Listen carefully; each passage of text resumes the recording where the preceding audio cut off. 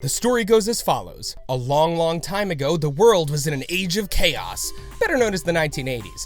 And in the midst of this chaos was a legend handed down from generation to generation, console to console. Of course, we mean the one and only, The Legend of Zelda. What's up, guys? I'm Brendan with the Leaderboard, and we're here to talk about one of Nintendo's greatest action fantasy franchises of all time. This should go without saying, because The Legend of Zelda was a pioneer for its time by being one of the first games to display a dungeon crawler puzzle-solving style of gameplay. Not to mention you play as the greatest hero of all time, Link, who coincidentally is the hero of time, as well as the hero of winds and Hylia's chosen hero. Basically, any way you put it, the guy's a hero. That's why he was given the TriForce of Courage in the first place.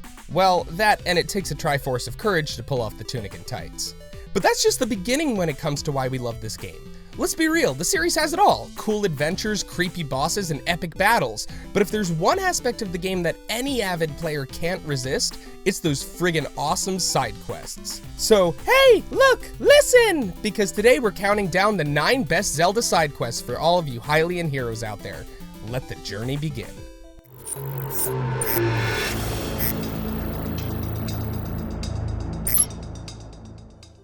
Number 9, The Lost Maiamai Kids. We'll start things off with a favorite from A Link Between Worlds, one of the handheld Zelda games for the Nintendo 3DS. First off, players must access the cave next to Link's house where a pink squishy monster of a mother enlists you to help find all 100 of her lost babies. Sounds easy enough, but the kids are spread all throughout the land of Hyrule and Lorule. Great. Fortunately, Mother Maiamai gives you a nifty little map to let you know how many Maiamai are left in each region, which you're going to need because those things are everywhere. We're talking on the walls, under rocks, in the trees, even on someone's rooftop. You name it, they're there. Anyway, the reward is pretty sweet for this one because for every 10 babies you return, Mother Maiamai grants an upgrade on any items bought from Ravio, that weird rabbit-hooded guy. Then, once you've returned all 100 babies, Link will receive an upgraded spin attack. Look out, bad guys, I got a wider spin! I mean, alright, it might not sound super impressive, but trust me, it comes in handy. You use it all the time. Number 8, Epona's Rescue. So, this one never gets enough credit, and it might be because not everybody realizes that Epona is totally optional in the Ocarina of Time. Considering that, in the scheme of things, she's probably one of the most beneficial side quests in the series, because as we all know, there's a ton of ground to cover in this game. However, it is a bit of a process, and it starts with Malon in the middle of Lon Lon Ranch. Pay her a visit and talk to her 3 times, and on the 3rd time she'll teach you Epona's song. That's when you pay a little visit to Ingo at the ranch, but only after you've transformed into an adult. Pay the fee for a horse and use Epona's song to call her up to you. Once you know how to handle her, talk to Ingo while on the horse and he'll challenge you to a race. If you can manage to beat Ingo twice at the race, the horse is yours. Now, Ingo says Epona is not allowed to leave the ranch, but to heck with all that, all it takes is a quick jump over the gate and you're free. Try and stop us now, Ingo. Number 7, Romani's Ranch. Majora's Mask is probably the ultimate game for side quests because there's so many to choose from, but this little gem makes the list not just for the awesome payoff, but because it has the one thing that the rest of the side quests don't. Aliens. It's got aliens. The trick is to arrive at the ranch on day 1 by blasting through the boulder that blocks the way as Goron Link. Once you gain access to the ranch, you find your old friend Epona, woo! As well as the lovely Romani sisters who could clearly use your help defending the ranch from them, aka Space Invaders. Obviously, you can't miss an opportunity to see aliens. I mean, how often does that happen? So at 2 a.m., Link meets up with the Romani to defend the ranch, and by 2:30, aliens arrive.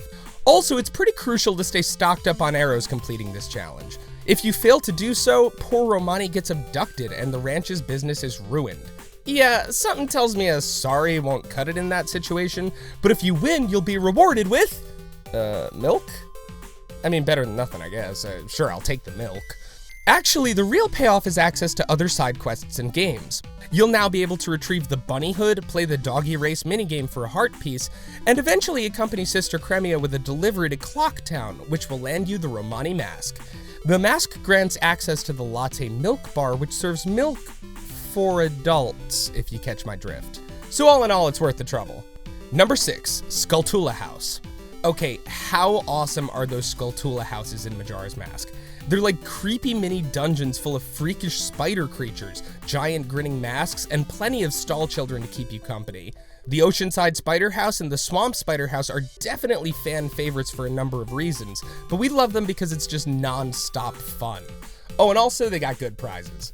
Anyway, the goal is to find and collect all 30 Skulltulas within a house. They're hidden in some pretty clever places, but it's nothing too infuriating for the average gamer to handle. Actually, it's a pretty well-balanced level of difficulty, which is why it's easy to forget the rest of the game and become completely absorbed in this quest. Seriously, it's super fun, guys. That being said, all you really need to complete this quest is a captain hat and your trusty hookshot.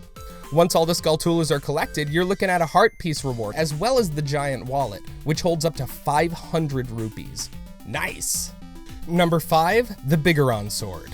Yes, any fan will tell you that trading sequences are a common occurrence in the Zelda series, but that doesn't mean we love them any less. The Biggoron Sword in Ocarina of Time is one of the most well-known trading sequences in the series, mostly because it's one heck of a trading sequence. I mean, it is lengthy and frustrating. You might even have nightmares because of it. To retrieve the Biggoron Sword, 10 exchanges have to take place all over Hyrule, starting with the Pocket Kuko and ending with the claim check to switch for that sword. Most of these items are timed, so it might not be the most fun spent in the game, but the Biggoron Sword does deal out double the damage as the Master Sword. The only downside is that it's so heavy, you need both hands to wield it, which means your shield becomes unusable.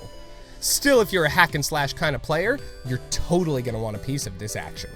Number 4, the Gratitude Crystals. The Gratitude Crystals in Skyward Sword can get you some pretty killer rewards, but they also lead you to some pretty killer friends, like Betro the demon who wants to be a real boy. Betro lives in a hidden bungalow underneath the Skyloft next to the graveyard. Seems appropriate for a demon, right? Anyway, he believes that the Gratitude Crystals will transform him into a human, and he's willing to pay generously for them. Well, enough said, Betro. Embarking on this fetch quest will bring you the endless joy of tracking things down. Alright, it's more of a mindless hunt, but the real fun is in reaping those rather large benefits. Betro is kind enough to give you a heart piece, 3 gold rupees, worth 300 rupees apiece, and 4 wallets, one of which is the Tycoon wallet that holds up to 9,000 rupees. Whoa. Once you bring 80 gratitude crystals to Betro, he can finally become human. Now that's what I call a win-win situation. Except I have to admit his ghoulish looks still stick around. Ugh, poor ugly guy. Number 3, the Cave of Ordeals. Twilight Princess brought us one of the toughest side quests of all time. That is without a doubt the Cave of Ordeals. Why, you ask? Try 50 floors of death just waiting to happen. The Cave of Ordeals is often compared to the Savage Labyrinth in Wind Waker, but it's a lot more dark and gritty than the colorful and cartoonish design of Wind Waker.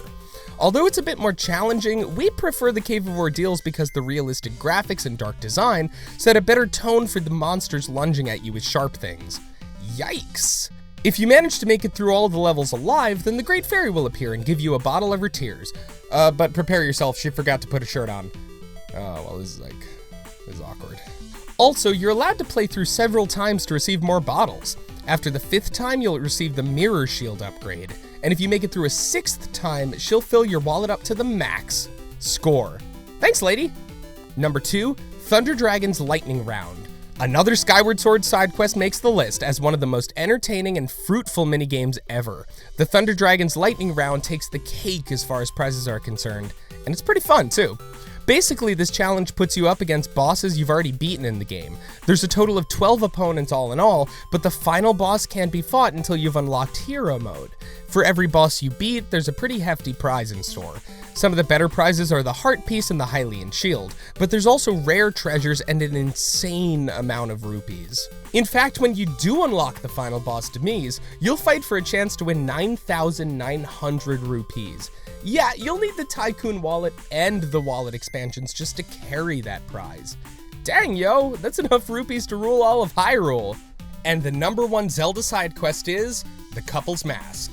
This is probably everybody's favorite side quest in Majora's Mask, just for the adorable love story between Anju and her fiancé Kafei, who has mysteriously disappeared. Unfortunately, it's no easy task to bring these two back together. After talking to Kafei's mother and receiving his mask, you have to head over to the Stockpot Inn, where you'll eavesdrop on Anju receiving a letter from the missing Kafei.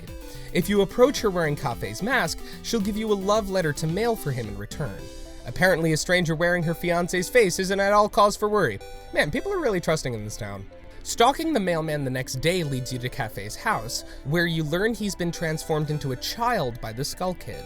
To make matters worse, his sun mask was stolen, which is apparently a big part of their wedding ceremony. So much so that he would rather go missing than get married without it. Wow, that's pretty messed up, but hey, you gotta admire his conviction. Afterwards, give Anju the Pendant of Memories and help Cafe retrieve his mask from the thief that stole it, and he'll return to his darling Anju for a heartwarming conclusion. There's not really much reward outside of a heart piece in the couple's mask, which, let's be real, is pretty worthless. But the real reward here is reuniting these two lost lovers just in time for Doomsday. Yeah, spoiler alert, they get crushed together under the giant menacing moon that's crashing into Termina. May not be much of a happy ending, but it's a pretty epic way to go. Who knew love could be so metal? Once again, I'm Brendan, and thanks for watching 107 facts about The Legend of Zelda, The Wind Waker. Which weapon's your favorite? Which quest? Comment below and let us know. We have new videos dropping every week, so let us know what game you want us to cover next. And if you like getting more from your games, subscribe to the Leaderboard, where we help you game smarter.